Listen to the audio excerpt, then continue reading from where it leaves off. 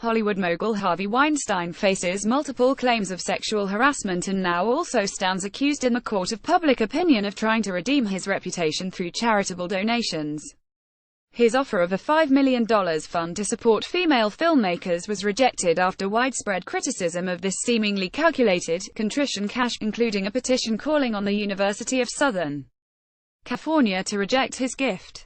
The textbook example is the refusal of tobacco money by cancer charities. How to respond to such offers is a long-standing challenge for charities.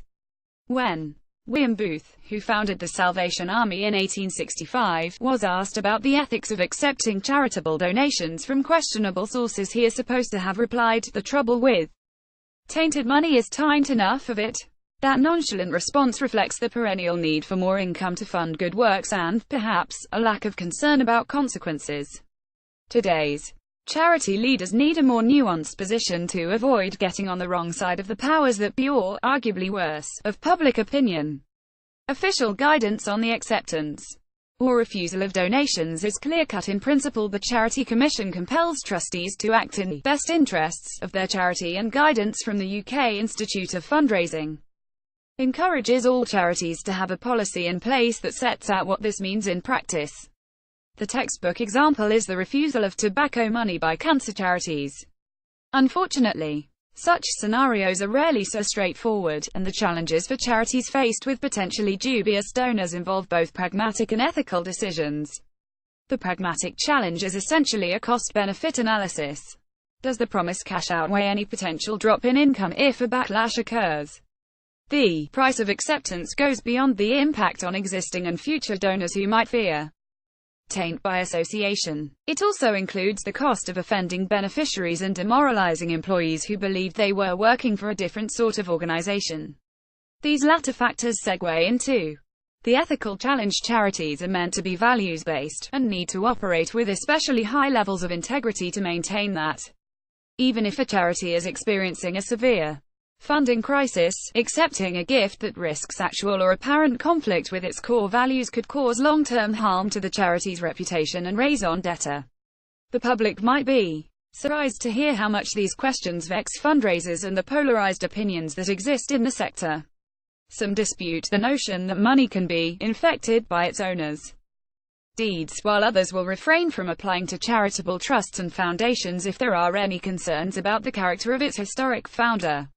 Of those who do accept contentious donations, some take Booth's greater good position, believing it is more important to keep their doors open and serve beneficiaries. Others, especially, in my experience, those working in charities with religious roots or ethos, embrace the idea that a donation can offer redemption for the donor, asking that they should not stand in the way of a repentant sinner. There are those charities that err on the side of caution. That might, for instance, include the Shropshire Hospital that refused a donation raised by men dressed as female nurses, and the Scottish homelessness charity that declined a donation raised from selling a calendar featuring images of clothed pole dancers. In both cases, I would suggest more pragmatic fundraisers would have taken the cash. Overall, the most common view I've encountered is a willingness to set aside personal judgments of any given donor where there is no direct conflict with the charity's objectives. Fundraisers are also keenly aware that the role of donation doorkeeping involves a large dose of guesswork, because the true costs of accepting tainted donations are unknowable. The potential for a bad news story to blow up is not always realized. Who now recalls which charities did and did not accept donations from the final edition of the News of the World in 2011? And did those who rejected it, including the RSPCA and the Salvation Army, wish they had followed the Disasters Emergency Committee's example in clarifying that they did not condone the unconscionable behavior of some News of the World journalists and executives, but were rather following a humanitarian imperative to raise the maximum income to help their beneficiaries?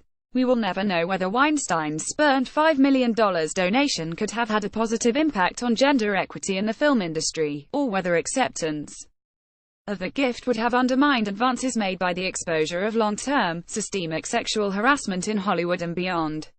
With no hard data to model the relative pros and cons of contrition cash, these are not easy calls to make. Talk to us on Twitter via @GDNVoluntary and join our community for your free fortnightly Guardian voluntary sector newsletter.